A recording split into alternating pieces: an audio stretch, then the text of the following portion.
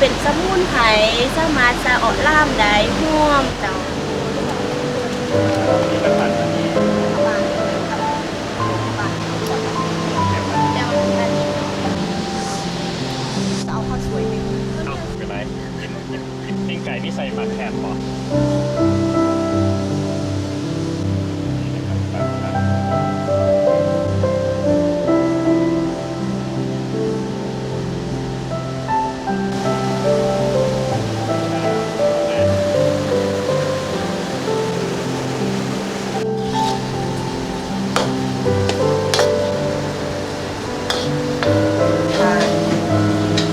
มากินได้ที่ร้านฟอเรสต์นะ